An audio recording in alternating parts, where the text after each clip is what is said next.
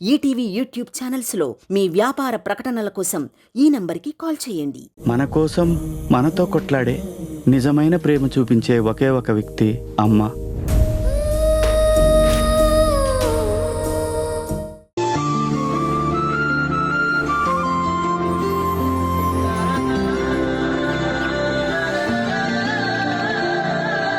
మేఘనా, చాలా రోజులుగా నీతో ఎన్నో విషయాలు షేర్ చేసుకోవాలనుంది. అలా వెళ్ళిపోతే ఎలా?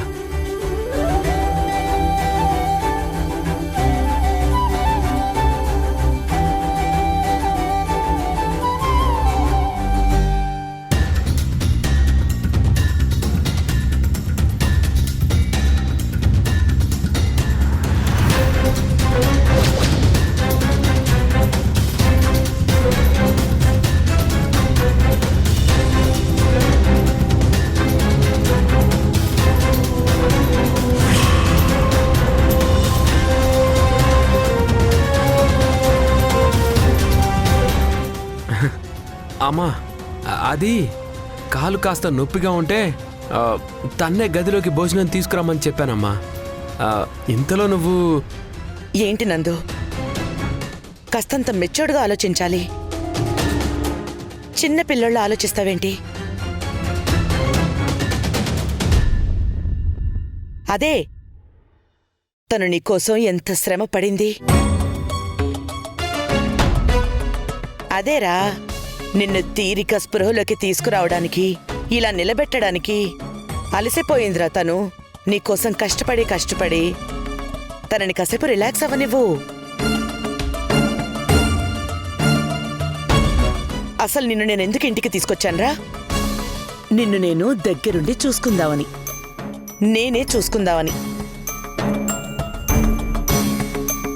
అలా నేనెందుకు చూసుకోవాలి అనుకుంటున్నాను? పాపం తను నీ కోసం ఎంత చేసింది, ఎంత అలసిపోయింది. నందు, నాకు నువ్వొక్కడివే కొడుకువి. తనకి 2 పిల్లలు. వాళ్ళ చదువులు, తిండి, తిప్పలు అన్నీ తన్నే చూసుకోవాలి కదా. నా బిడ్డకి నేను మాత్రమే దగ్గరుండి అన్ని విషయాలు చూసుకుంటాను. అలాగే నువ్వు నీ బిడ్డల్ని మాత్రమే చూసుకుంటే చాలు. ఇప్పటికే వాళ్ళని చాలా నెగ్లెక్ట్ చేశావు. వాళ్ళు చాలా నష్టపోతారు. ఇంకా చాలు అనే సదుద్దేశంతోనే నిన్ను, తనని, తన పిల్లల్ని ఇక్కడికి తీసుకొచ్చాను. కంఫర్ట్గా ఉంటుందని. ఇంత కంఫర్ట్ ఇచ్చినా నువ్వు శ్రమ పడిపోతే ఎలా మేఘనా? ఇంక చాలు. నీ పిల్లలు భోజనం కూడా తినకుండా నీకోసం వెయిట్ చేస్తున్నారు. నా బిడ్డ ఆకలి సంగతి నేను చూసుకుంటాను. నీ బిడ్డల ఆకలి నువ్వు చూసుకో. వెళ్ళు. Don't worry. అసలు నందు గురించి ఏ మాత్రం బెంగ పెట్టుకోకు. తనకి నేనున్నాను, నేను చూసుకుంటాను.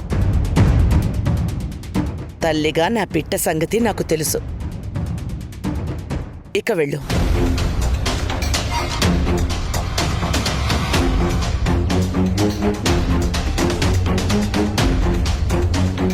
నందు, రా. ఇలా కూర్చో. నీకీ అమ్మ గోరుముద్దలు తినిపించి ఎంతకాలం అయిందో. ఇదిగో తిను.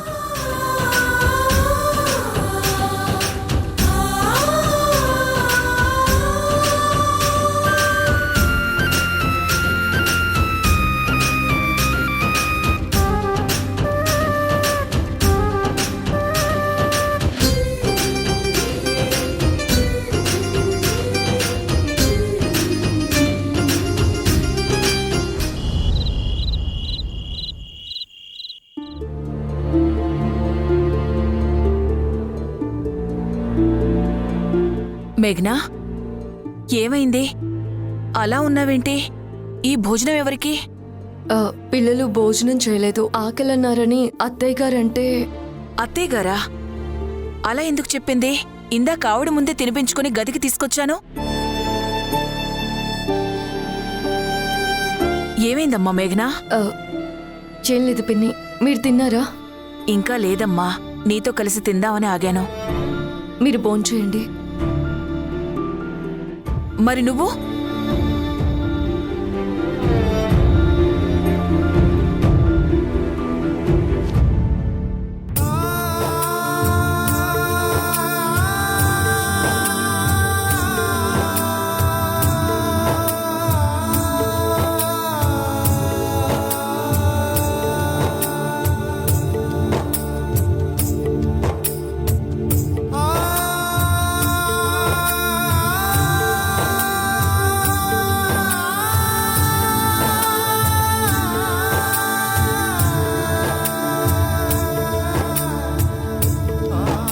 కన్న బిడ్డల ఆకలి పట్టించుకోలేనంత కసాయిదాన్ని కాదు.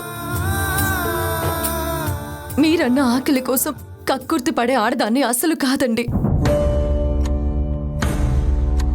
నందు గది లోపల జరిగింది మీరు చూసింది ఒకటి కాదు. అలా చెప్పగానే అవునా, నేను అపార్థం చేసుకున్నాను, నన్ను క్షమించు అని నోట్లో వేలు వేసుకుని వినేంత అమాయకురాల్ని నేను కాదు. అంటే నేను చెప్పిన మాట మీద మీకు నమ్మకం లేదా? నువ్వు చెప్పిన మాటల్ని నమ్మే అంత నమ్మకాన్ని నువ్వింకా పెంచుకోలేదు మేఘనా. పైగా ఇలాంటి దృశ్యాలు చూస్తే అసలు నమ్మకమే పోతుంది. మగాళ్ళంటే కంట్రోల్లో ఉండరు, కానీ ఆడవాళ్ళు కంట్రోల్ చేసుకోవాలి, లేదంటే లైఫ్ కంగాళి అయిపోతుంది. ఉదయాన్నే చెప్పాను, చెప్పి 24 గంటలు గడవనే లేదు. ఛీ, అప్పుడే ఇలా. లైఫ్ నీకు చాలా ఛాన్సెస్ ఇవ్వచ్చు, కానీ నేను నీకు ఒకే ఒక్క ఛాన్స్ ఇచ్చాను. నందు కోలుకోవాలి, మీరు మీ నిజాయితీని ప్రూవ్ చేసుకోవాలి. మనుషులన్న తర్వాత ఇచ్చిన మాట మీద గౌరవం ఉంటే ఇంకొకసారి ఇలాంటి పరిస్థితుల్లో రిపీట్ అవ్వకూడదు. అయ్యిందంటే ఆ రోజు జరగబోయేది నీ ఊహకి నా ఊహకి కూడా అందదు.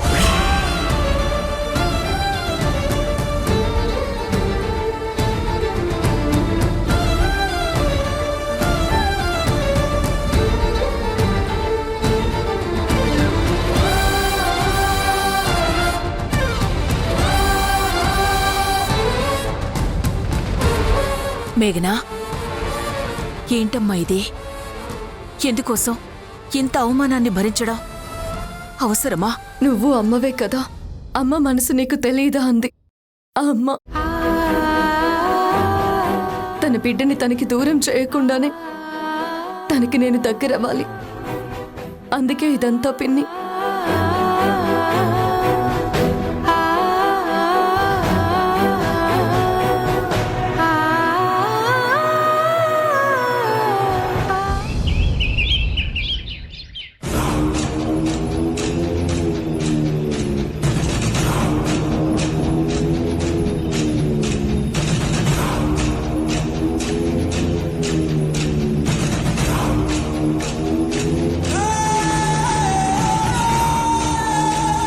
బార్బీ, ఈ ఫోటో ఈ స్మైల్ రీసెంట్దే కదా? ఎస్ మ్యామ్, హాస్పిటల్ నుండి ఇంటికెళ్లే ముందు క్లిక్ చేశాను. రైట్. ఇంటికి వెళ్తే ఆ మాత్రం సంతోషం స్మైల్ వస్తాయి, ఎందుకు రావు? But I don't like this happy expression in her face.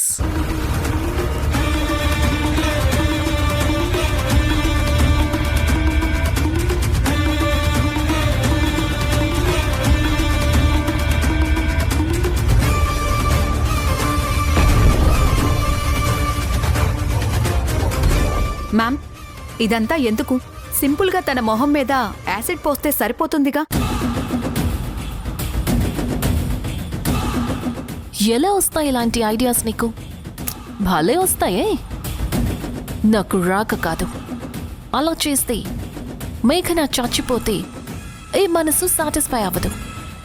ఒకవేళ బ్రతికిందే అనుకో, ఆ నందుగాడు సింపతితో దాన్ని ఇంకా ప్రేమించేస్తాడు. అది నేను అస్సలు తట్టుకోలేను. ఒకవేళ కర్మకాలి పోలీసులకి మనం దొరికిపోయామే అనుకో, what is the use Barbie? మనం క్రిమినల్ యాక్టివిటీస్ వైపు అస్సలు వెళ్ళకూడదు. అయినా ఒక మనిషిని మానసికంగా హింసిస్తే వచ్చే ఆనందం నీకు తెలీదు. మేఘనాకి ఫ్యామిలీ లైఫ్ని దూరం చేస్తే తన ఫేస్లో ఎక్స్ప్రెషన్ యాసిడ్ పోసిన మొహం కంటే అగ్లీగా మారిపోతుంది. బట్ ఆ అగ్లీ ఫేసే నేను ప్రపంచంలో చూసిన ది మోస్ట్ బ్యూటిఫుల్ పెయింటింగ్ అయిపోతుంది. అప్పుడు తన ఫోటోని నేనే క్లిక్ చేస్తాను, నిలువెత్తు ఫ్రేమ్ చేయించి ఇంట్లో పెట్టుకుంటాను. బార్బీ, ఆ మేఘనని అలాగే ఇంట్లో ఉండనిస్తే, నందుకి తనకి ఎక్కువ స్పేస్ ఇస్తే ఖచ్చితంగా అందర్నీ కలిపేసుకుంటుంది.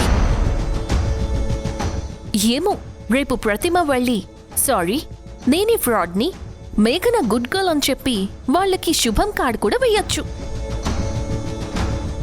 Right now we have a bad time and she have a very very good time. So మనం నందు మేఘన బయటికొచ్చేలా చేయాలి, మన దగ్గర ఉండేలా చేయాలి, మన కళ్ళెదురుగా తిరిగేలా చేయాలి. How is it possible ma'am? It is possible. ఎలాగంటే నందు శుభోదయం పత్రికలో పనిచేసేవాడు. ఒక్కడే ఈ సురసుందరాంగిని కలిశాడు. ఆ పత్రికని నేను చైర్మన్లా రన్ చేసేలా మెజారిటీ షేర్ తీసుకుంటాను. ఇద్దరిని తిరిగి పని కోసం అక్కడికి రప్పిస్తా. ఇకక్కడ వాళ్ళని రిమోట్తో టీవీని ఆపరేట్ చేసినట్టు వాళ్ళ జీవితాలని ఆపరేట్ చేస్తా. విషాదం కావాలంటే విషాదం, భయం కావాలంటే భయం, దుఃఖం కావాలంటే దుఃఖం, ఇలా ఏ రసం కావాలంటే ఆ రసం. నేను వాళ్ళ జీవితంలో ఆన్లైన్లో ఫుడ్ ఆర్డర్ చేసినంత ఈజీగా ఆర్డర్ చేయగలుగుతాను. Nice idea to keep them in your control ma'am. But ఆ పేపర్ వాళ్ళు మంచిగా నాకు షేర్ కావాలని అడుగుతా. ఇచ్చారా కనుక్కుంటా, లేదంటే లాక్కుంటా.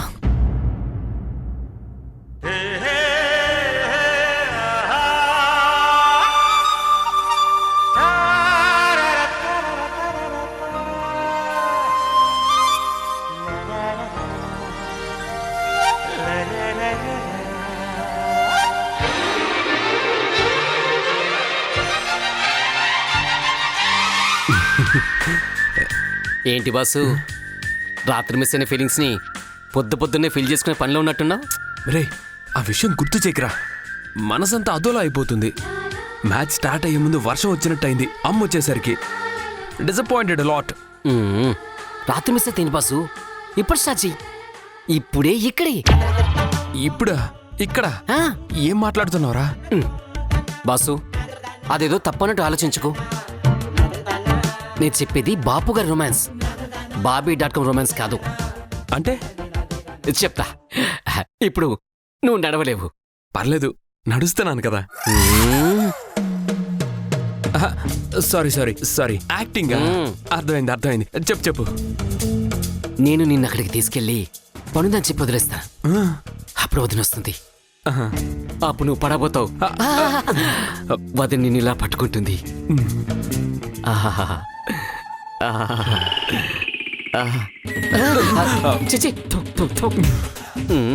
థ్యాంక్స్.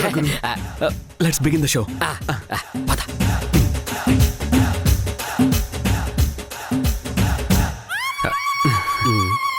బాసు, ఎరా కక్కుడు ఎక్కువైంది, కథ మర్చిపోయావు. కుంటుదు. మెల్లిగా. You can try boss, try.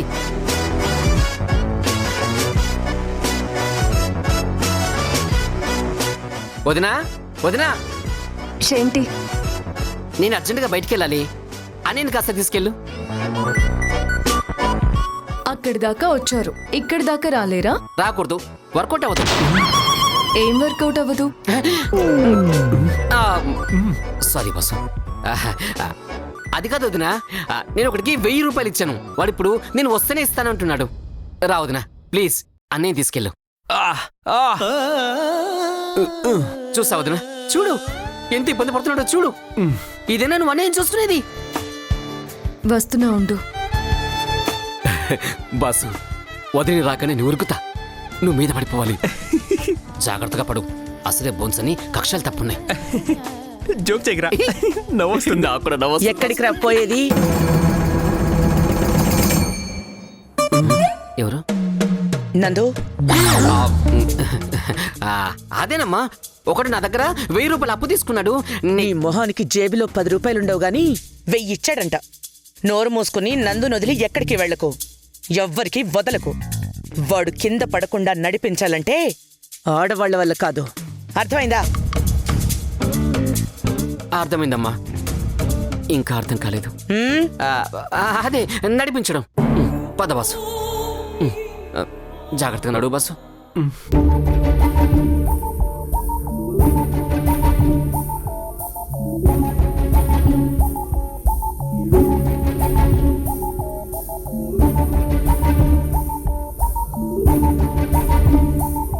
ఏమైంది పిన్ని?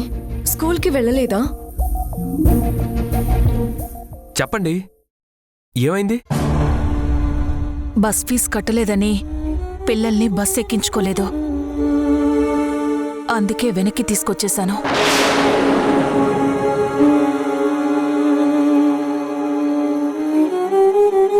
ఫీజు కట్టకపోతే బస్ ఎక్కనవరా? తమాషానా? అమ్మా, నువ్వు వెళ్ళి ఫీజు కట్టరా. అలాగే ఆ ప్రిన్సిపల్ కాస్త బుద్ధి చెప్పు.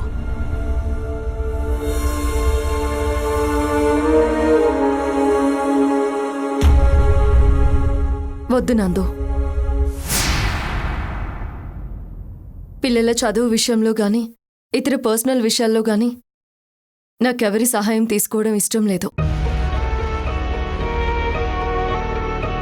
పర్సనలా అంటే పిల్లల విషయంలో మేమందరం పరాయి వాళ్ళమా మేఘనా?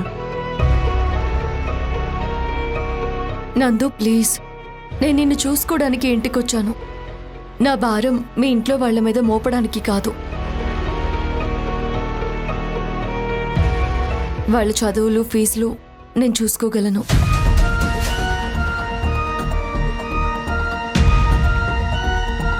పిన్ని, పిల్లల్ని ఆడుకోకుండా చదువుకోమని చెప్పు. నేను ఇప్పుడే వస్తాను.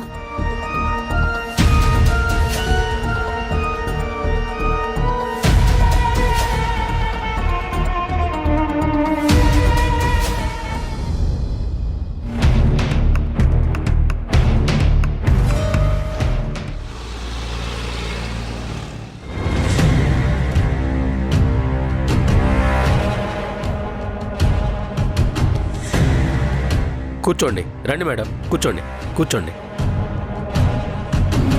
నిత్య 4th standard, Aditya 1st standard. వాళ్ళ స్కూల్ ఫీజ్, బస్ ఫీజ్, వాటితో పాటు క్యాంటీన్ ఉందా? ఉంది మేడం. ఏ కేటగిరీలో ఫుడ్ పెట్టమంటారు? అందరూ ఒకటే అంటారు, కలిసి ఉండమని ప్రతిజ్ఞ చేయిస్తారు. కానీ విడగొట్టడం, వేరు చేయడం ఇక్కడి నుంచే మొదలవుతుంది. మంచి భోజనం పెట్టండి. అలాగే మేడం.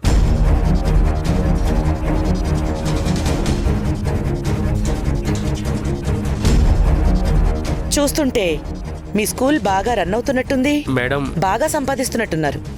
అది ఇదిగో మేడం. కార్లు, ఇల్లు, ఆస్తులు బాగా సంపాదించారుగా. ఏదో మేడం.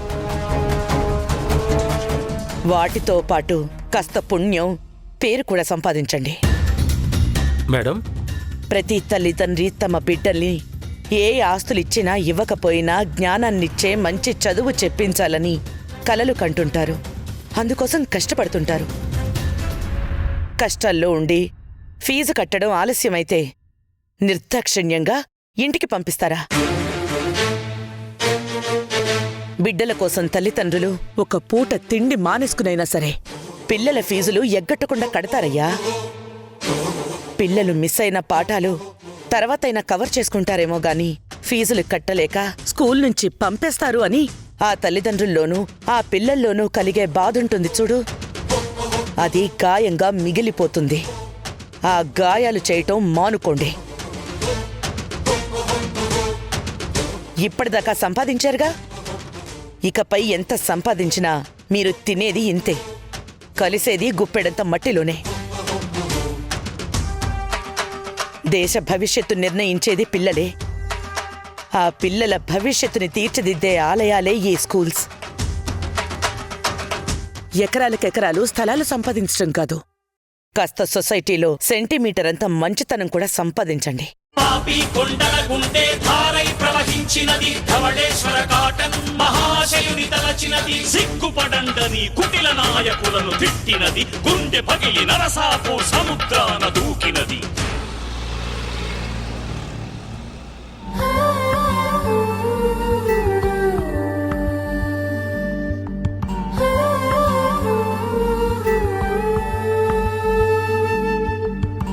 బస్ ఫీజు కట్టలేదని పిల్లల్ని bus ఎక్కించుకోలేదు.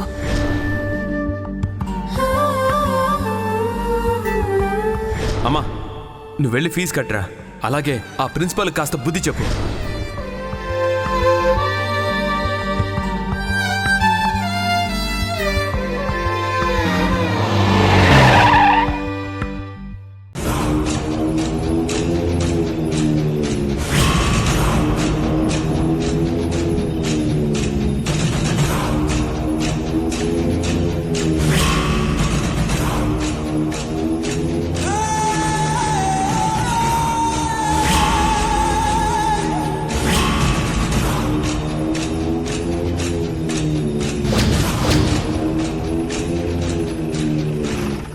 Ma'am, what's in your mind?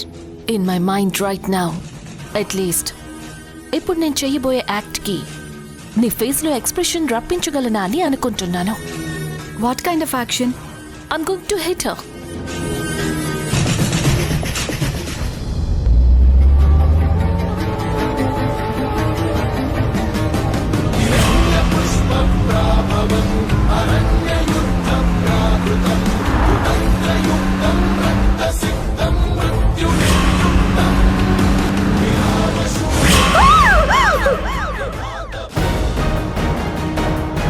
ఏంటిలా వచ్చారు? తమరు చేసిన ఘనకార్యానికి రాక తప్పుతుందా? ఏమైంది? ఎందుకంత ఆవేశపడుతున్నారు? ప్రతిమ ఇంట్లోంచి వెళ్ళిపోయింది. ఇప్పుడు మీకు సంతోషంగా ఉందా? ప్రతిమ ఇంట్లోంచి వెళ్ళిపోవడం ఏంటి? మీరేమో సొంత కోడల్ని కాదని ఎవతినో తెచ్చి ఇంట్లో పెట్టుకున్నారు. అంతేనా? దాన్ని తెచ్చి ఏకంగా కాపురమే చేయిస్తున్నారు. ఈటీవీ విన్ యాప్ రోజుకి కేవలం రూపాయి మాత్రమే. ఇప్పుడే ఈటీవీ విన్ యాప్ డౌన్లోడ్ చేసి సబ్స్క్రైబ్ చేయండి.